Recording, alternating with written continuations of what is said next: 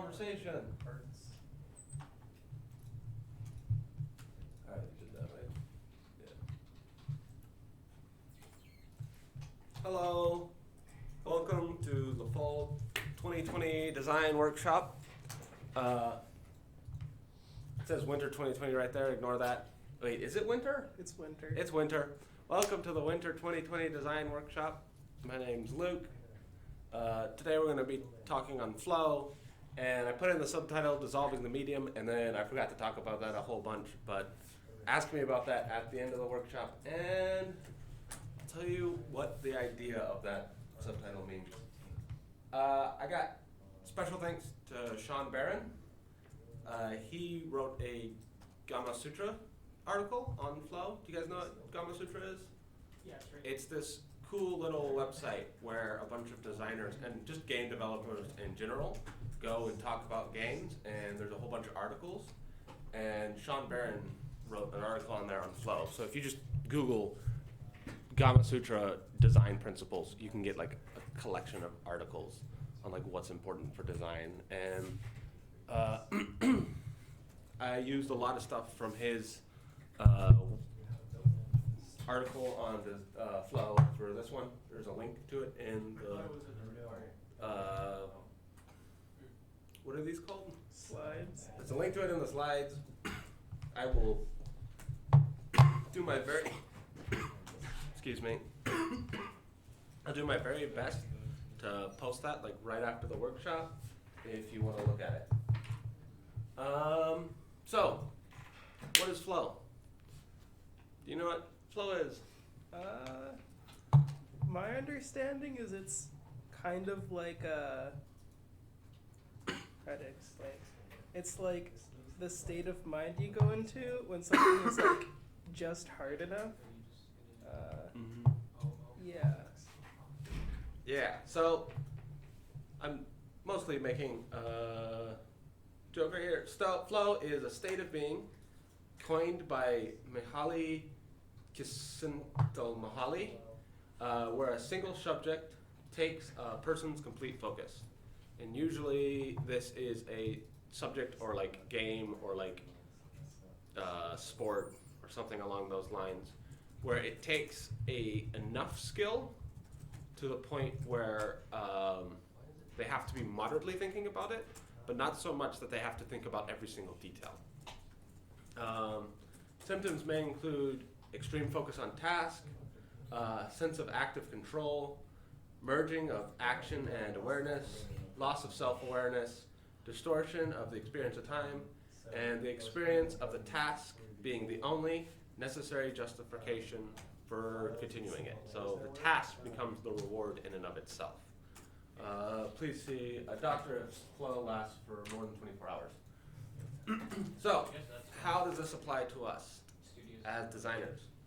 Two things that are super cool for designers to look at is the experience of the task being the only necessary justification for completing the task.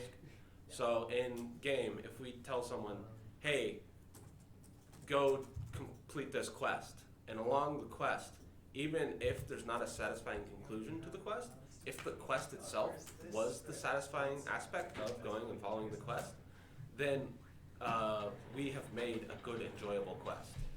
And a sense of active control, we like to give our players a feeling of control over the game. So these two states, actually all of the states mentioned on the previous slide are usually fairly beneficial, but these two states are probably the most beneficial. Can you think of any games that give you any of these feelings? Flow. Or just like, not necessarily flow, but like any, like, hey, I was playing Europa Universalis the other day, and I got on at like 12 in the afternoon, and I played it for what felt like a little bit, and I did a couple missions, completed a couple quests, and then I got off, and I was like, oh, it's midnight, and I played for 12 hours straight, so I didn't realize how long I'd been playing. So like, thus distorted my experience of time. The last time I played the game Flow. Oh. The iPhone game Flow. What is that? about? It's the one where it's like there's just like colored dots and you're supposed to connect them to fully match the thing. There's like patterns, and then once you notice the patterns, you try to do them faster and stuff. So Yeah. last time I played that, it was pretty. According system to Johan, music games and apparently, I assume also like pattern-based games have a lot of flow just inherently in them.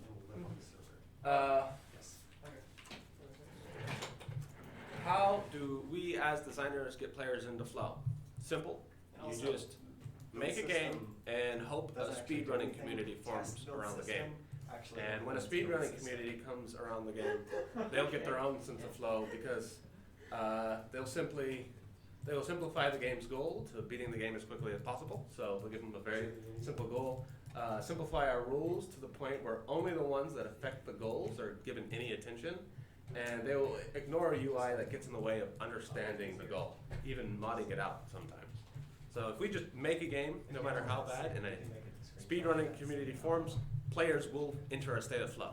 And this slide is mostly here to inform you that a state of flow can be achieved with a lot of stuff, basically anything, if the person who's entering the flow puts energy into it and tries to get to understand it. So you can make a bad game and players can still get an enjoyable experience out of it through flow. But that doesn't really help us making an enjoyable game, and it doesn't really help us lowering that bar of entry to flow, because if you make a game that has a lot of goals that aren't easily simplified into win as quickly as possible, then that's a lot of work to simplify the goals. If you have a lot of rules that get in the way of beating the game as quickly as possible, that's a lot of rules they have to ignore and parse with in order to simplify it down. And if the UI is all in their face and doesn't help them do what they want to do, then that's a lot more work, even changing the game sometimes in order to get them where they want to be. So, seriously, what can we do? Can you think of anything to make someone focus in on flow? Even reading off of the... Clear goals. Yeah, why do you think clear goals would help you enter a state of flow? Assumedly, making it so that the player doesn't have to think about what they're trying to accomplish makes it so that it's easier to enter a state where all you have to focus on is like going forward. Yeah. That's the first thing that comes to mind. That's like the general idea. If it's not, one of the major things of lowering the bar to entry to like a flow state is to make the game as non-confusing as possible, or unconfusing as possible, or easy to understand as possible. So if you go about changing the rules, the UI, the difficulty in a manner that does not exert the player's ability to parse it, then they will more easily be able to enter flow. And then currently we're focusing on over parsing, but there's also a way to under parse it. So if things are too simple, there's only like one or two rules and things start to get boring. So flow, there's a bunch of good graphs. Don't have anything. There's a bunch of good graphs for flow is viewed as like a upward line trajectory with like a buffer around it. And so above that buffer you have anxiety, where you're getting too much input and now you don't know what to do. And below that buffer you have boredom, where you understand it so well that it's not even giving you any challenge. There needs to be some challenge for you to be in the flow state.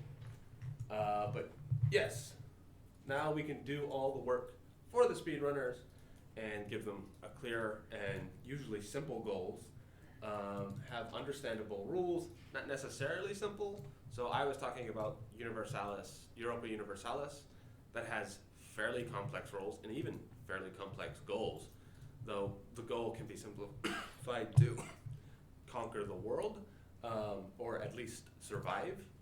And so even though they have, and it definitely has a fairly complex UI, though it is clear in its own way, but I was able to enter a state of flow playing Europa Universalis, even though it's not exactly perfectly lined up with clear goals, simple, understandable rules, clear UI, and all that stuff. Because of what I mentioned earlier, flow is more of a state, and these are more of tools of helping players enter flow more so than everything that needs to be there for players to enter flow. And then clear UI and difficulty, don't give them tasks they don't know how to do. Those are also things we should try to give our players. So, any questions so far? Cool. This is going by fairly fast. So this is the part of the workshop where I basically explain to you what all of those bullet points were, which most of them are fairly easy to understand. Like, have it a guess at what give clear goals would pertain to. Do you have any ideas of, like, here's like a couple ideas. Do you have any ideas of like how you can go about giving the player a clear goal? So some of the things that I'm thinking of, what the actual it's, I would guess something, requirements are. even though it's not necessarily like repetitive, something similar to Hearthstone. Mm-hmm. I know that some people get in like a flow state where they just play game after game after game. Yeah. So probably making something that's really interesting. relatively repetitive, like a solid gameplay loop, Yeah. would enforce that. But you also have to make it so that they have to think well in that, like at least somewhat think during that game state loop, so that it's not just going into the realm of boredom. Yeah. And they have to like make an active choice in how they want to go towards something. What was the name of the game? Hearthstone. Yeah. So I forgot its name. So Hearthstone also, does that have like a league where you have like a positioning in the league, I guess? There's like a ladder system, Yeah. so it's like a rank system. So the encouragement towards their goal is probably towards increasing your rank. Yeah, so like you would have a long-term goal of getting up to rank 1 or whatever the highest rank is. I don't know, I haven't played Hearthstone. And then you would also have the short-term goals of beating this game. And the short-term goals would build into your long-term goal. So usually, right here, make short-term goals that feed into the long-term goal. That's one way of getting into flow state. So yeah, so that's a really good example. Anyway, it should be on. Okay, so then it would also be similar to like something like there's a lot of games where it's just like one more turn, Yeah, which kind of feeds into the idea of like flow. yeah. For me, that would be like Civilization, Mm-hmm. where it's like trying to determine what you need to do turn by turn to advance your stuff. Yeah. And then, because if you have like a solid understanding of what's happening across your stuff, it's really easy to know like I have to go here, do this, Yeah. and then go here, do this, and then next turn, then like even though it's somewhat repetitive, what you're doing each turn is relatively simple. Yeah. It's like knowing like I do this and this, and then because other things around you are changing and you have a different scenario, kind of it still keeps you in the state of flow. Yeah, and your Civilization is fairly similar to Europa Universalis, which I was talking about earlier. Universalis is just real time, or technically like 5 times speed if you're playing it the way I play it. And so it not only does it take on that, oh, just one more turn, but it removes the ability to like go next turn, so the next turn is forced upon you. So you could say, hey, that's kind of bad design practice. You can also pause whenever, so you can pause whatever. But you could say, hey, that's kind of bad design practice. You're forcing the next turn. You could overwhelm someone, but someone who isn't being overwhelmed by that would be able to more easily enter flow, and you're removing a part of the UI that they would have to interact with that could bring them out of flow, the next turn button. And so it's actually pushing you a little bit more into flow as long as you're able to parse all of the information it's giving you, which is quite a bit. I guess in that case, simplifying the progress of the game would lead towards entering a flow state. So like what do I mean by that? I mean, it's When crazy that, you don't necessarily have to go and instantly like say, okay, I'm done with this scenario. It helps to encourage or continue a state of flow. Something like FTL where you don't necessarily need to pause, but it helps you to pause, Yeah. so the player keeps it at their own pace rather than the game deciding it. Yeah. Makes it so that the player can stay in their own like And kind it- of gradient. And it allows like an internal a way within the rules of playing the game without just changing a switch of moderately different difficulty levels. yeah. So if you were to play FTL in real time, it would be much harder than something happens, pause, okay, how do I deal with all this situation?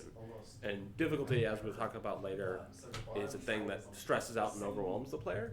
So if you're giving them a moderate control over the difficulty levels, then within the rules of the game, and not bringing them out of the game and saying, okay, now switch over to easy mode, then you're allowing them to have enter a flow state a little bit more easily, because now they're able to, if things are getting a little bit too overwhelming, they're like, okay, let's slow this down to my pace. Yeah. This isn't always, giving a precise and clear goal isn't always the best thing to do. I'm gonna have like a couple counter arguments against this, where putting a really clear goal into a game can be problematic, and this is probably not long-term goals, but short-term goals. This could be in like open world games. So like in Witcher, there's a little dotted line that leads you everywhere you go. And for a lot of players, this is fine. It allows them to enter the flow state fairly easily. But for other players who are just trying to play the game as a Witcher, because there's this little dotted line, they aren't able to experience discovering the world. They just start following the dotted line. And so it removes an immersion level in exchange for a bit of flow. And immersion is slightly different from flow, as in some ways that we're not going to get into, and most of them are not perfectly clear, but you can, someone would be in the game, they're playing the game, but then if they stop playing the game, they're like, I'm not completely immersed now that I think about it. And so that could be some problematic situations if you're clearly giving them a goal. Other games would be like puzzle games. Even though you give them a fairly good goal of, hey, complete this puzzle, you're not giving them the very, very short-term goal of, hey, move this piece to that place in order to get to the next part of the puzzle. So even though you want your short-term and long-term goals, there are points where you want to cut it off and not give short-term and long-term goals. Or long-term goals, no, but some short-term goals.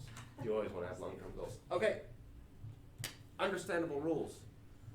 Can anyone think of some games that had rules that you just couldn't understand, and no matter how much you played it, you had no idea why this is happening whenever you go into a room? So that it wouldn't flip through each other, but it just makes it so you can stand on it, right? So, Well, for those games, people usually just stop playing. Yeah. And so You're definitely going to have trouble thinking of good games that do it this way. well, let's say Runeterra, the new card game for League of Legends. Like a lot of the writing on the card are super hard to understand. You have to actually test it out to understand them. It's not super clear on understanding what all the cards do. So, for example, when I say Lux, I'm trying to Lux get it to, skill is when I see it, like literally, it's like when I see you spend 6+ mana on the spells, I would level up. So like, so do you mean like 1 6+ mana spell, or do you mean like you 3 2 mana spell? Is it in like one turn, or is it in like Yeah, multiple exactly. turns? So I was really confused to the point that I avoid flavor. Yeah, and you wouldn't use that card, and then you weren't able to fully enjoy the experience of playing that card, and then no flow. Is that like still in beta, I'm pretty sure, or something? It is open beta, yeah. Okay. that you need to do before They're probably using that for Try- yeah. playtesting and figuring out, hey, where did we go wrong? Plus, I don't know who made that game, but That's a Steam game, right? No, it's Wait, it's who was inside. it? It's inside Everything's the going League of Legends. Oh, League of Legends. Yeah, League of Legends isn't really a card game company, Yeah. so I don't know who they hired to do that, or if Yeah. they're doing it internally. Yeah. So they might not know like the ins and outs of, hey, let's make these cards as readable as possible, as like some card games companies. Exactly. I think they tried to hire people from other card games like Hearthstone. Yeah. But it's like even then, since they're new to it, they're probably gonna have some. Yeah. Everything is done. Yeah. Everything closes. And you want the characters, you want the cards to resemble the characters in League of Legends, and so the characters in League of Legends are all fairly complex because they have, at the very least, 4 things they can do, plus like maybe 1 or 2 other things per each character. And cards tend to only do one thing if you're doing them right, and so you're going to have to simplify characters or make multiple cards per characters, and that's a lot of Yeah, complexity. that's what I was. I think they do kind of do a good job of that, but there needs some clarification Yeah. about cards. And so basically, if you want the characters to be able to use all of your cards or understand how to play your game, you need understandable rules where the player does a thing and they know what's going to happen.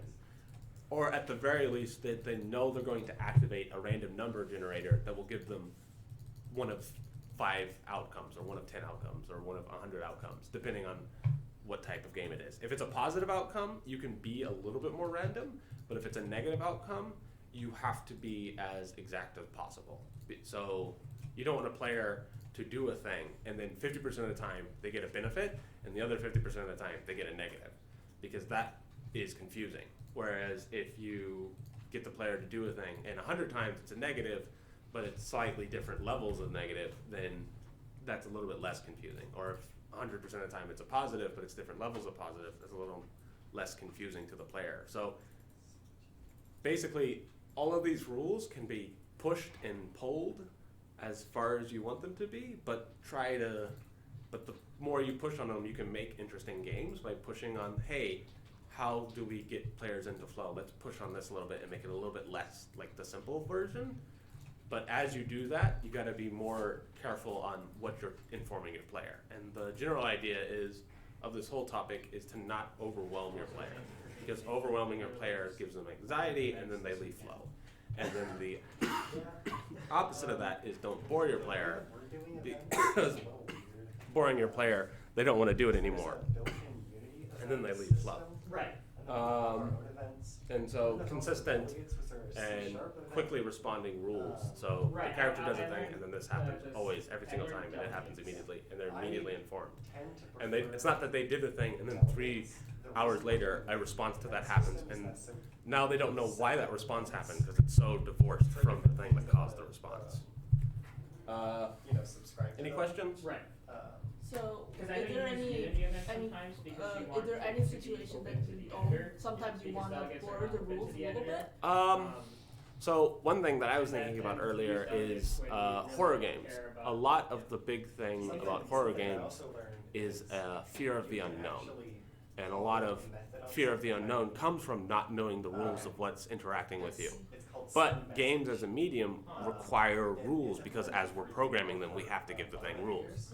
And so it's either a random number generator or some sort of AI interacting with the unknown. But horror games could work better with an uncertainty element because you are trying to give them a little bit more anxiety in that situation. I was thinking about That's Starius when I was thinking this example. When I was thinking of this question. Yeah. So for example, when you play Starius, right? What is it? Stellaris? Stellaris? Stellaris? Yeah. I can't pronounce it. I don't think. Sorry, I don't think I've personally played it, but yeah, I know of it. So like in the game, there will be there's a lot of narrative elements in the game. Right. So you're supposed to be this empire, exploring the galaxy and meeting other empires and strategy games and stuff like that. But there's literally events where you have no idea what's gonna happen. Yeah. When you choose some of the options, some of the options will show you what you're gonna get. Yeah. Some of the options are completely unknown. For example, there's an event where So one of the paths that you could go, you can make the entire empire become psychic. Yeah. And then you have an option to reach into a shroud. Yeah. And like every time you reach into the shroud, there's some random event happen, and there you get a completely random outcome. Yeah. And so I guess it played into the discovery thing a little Yeah. bit. But I was just thinking about that. Yeah. And there's not just this example, a lot of events are like that. Yeah. So like strategy games and like discovery games and horror games, where a lot of like what you're doing is the unknown, strategy games can do it fairly easily as long as the outcome is moderately intuitive. So if you said, hey, we're going to put research in psychic abilities or something like along those lines, and then suddenly, like, we're going to go get closer to nature, that's the goal you're heading towards. And then as a result of that, you get mech suits, then you'll be like, wait a minute, that doesn't make sense. That's not an input-output that I was expecting, and that's kind of weird. Whereas on the other hand, if it's like, oh, let's go get closer to nature, and now you have plant-based attacks, then like, oh, that's a little bit more in line. Yes, I'm getting closer to nature. Now we've mutated into like trees. Exploration games are, if random stuff happens, the random stuff can be disguised behind the veil of you didn't know what's out there. So if you go to a planet for the first time and there's something you didn't expect, well, you didn't expect anything because this is an unknown planet. And so you can get away with it, randomness a little bit more there, and the rules don't have to be as clearly. I apologize. You want to go get water? I should be fine. The rules don't have to be as clearly defined in like that situation. So this is like a selection of suggestions. Feel free to go against it if it adds to your game. Or even if you're just curious to see what happens. Clear UI, this is probably the rule that has the least impact, but is probably the hardest to find a valid reason to break. Tell your people what you want them to know and have them understand it in the UI. And certain games, like strategy games, collapsible UI is like perfect. So you can bring out the information you need to know in the situation and just get it out of the way when you don't need that information. But Clear UI, any questions about Clear UI? It should be fairly self-explanatory. I like games like Dark Souls has this thing where you can set your UI into a state where when you're not using any of the aspects of it, it just turns off. And then when you start interacting with it, like with buttons or someone attacks you and now your health decreases, it pops back up and starts showing you what's going on. And so like that's like I get to turn my eye off and just look at the world how it is, and then something hits you and you're like, oh no, come back, I need this now. Or you start dodging and so your stamina bar is like, hey, we're running out. Can you like manually say, like maybe you mouse cursor somewhere or turn that UI on or something? I don't think in Dark Souls you can, but like one thing that I would think of is like, hey, give like a health limit. Like these are like more strategies that it doesn't do that could make it better. Give like, hey, if my stamina decreases below 50%, turn back on so I know what's going on because I'm dodging something, so something important is happening. Or hey, if my health decreases below 75%, turn back on because I got hurt. Or hey, if, or you can even have it set to a point if you're, as long as your game is aware of like where enemies are. Hey, if an enemy is like, if I can see an enemy on screen, turn back on because I'm going to have to interact with that enemy, and the UI is fairly important for interacting with enemies. But Clear UI is good in any situation, and it can help with flow because it's just not confusing to the player. And then those are both going to be difficulty management is probably the hardest thing to do. Usually, if two things. I guess. I'm gonna go get a sip of water if you guys pause for a moment. I can go ahead and put a pull request for the audio.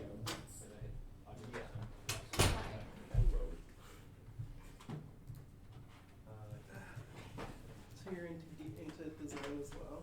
No, I'm just here to learn. I do more production. Production have to know everything a little bit, Yeah. but not really doing them. I heard about that, what production kind of does. Well, understand what the designers do in order to tell them to do things.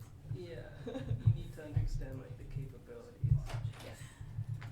Sorry about that. I was sick over the weekend and my throat's still recovering. Yeah, no worries. Where was I? Difficulty management. So it's very Just difficult switch to the do. slide. Yeah, this is probably the hardest thing to do in games. Getting the difficulty to the point where, one, it's not boring the player, and two, it's not overwhelming the player. This is usually done in most games, and there's probably a workshop either we've done on it or we will do on it as the designers about like managing difficulty. Usually it's by introducing small interactions to the player, and then instead of adding more random stuff on top of that, just increasing the complexity of that one interaction. And if you watch Game Maker's Toolkit a whole bunch, he applauds games like Donkey Kong and like Mario for doing this a lot. Taking like a simple idea and then adding complexity to it. One way to get the difficulty into a nice manageable level is playtesting, which we in the design officership are always super for. So basically just taking your game and showing it to a whole bunch of people, preferably of like the skill level that you want a person of that ability to be able to interflow during this section. And so you should show the game to a whole bunch of people and say, hey, here's our game. Does it catch your interest? And you can also watch the person and see if they are focusing on you, focusing on the game, or just focusing on interacting within the game. And so play testing is a nice way of testing difficulty and even seeing if your game is providing people with the flow, with a sense of flow. Yeah, play test and train the players in what you're doing, giving them, before you give them a complex version of it. So if your player needs to jump over 5 holes in a row, before you have them jump over 5 holes in a row, first give them a hole with like a platform at the bottom of it. So even if you've missed the jump, you land in the platform. And then give them a hole without a platform. And then give them 2 holes in a row. And then 3 holes, and then 4 holes, and then 5 holes. And then now that you've trained them on jumping over 5 holes in a row, introduce another concept like a missile going across the screen, and then have them deal with the missile in a couple benign ways, and then have a missile going across the screen over 5 holes in a row. So now not only, even though you've got to do a complex thing of 5 holes in a row and a missile that you're dealing with, you've interacted with both of them enough so far that you know how to handle it. And so that's basically the idea of teaching the player. And that's my last slide. If you guys have any questions about flow, if you wanna, you got here kind of late, so if you wanna go back and look at some earlier stuff, then just say the word and I'll go back a couple slides. I think I got like 25 more minutes that I'm yours. Any questions? Oh boy. No question. I'd be glad to browse over the previous slides. Yeah.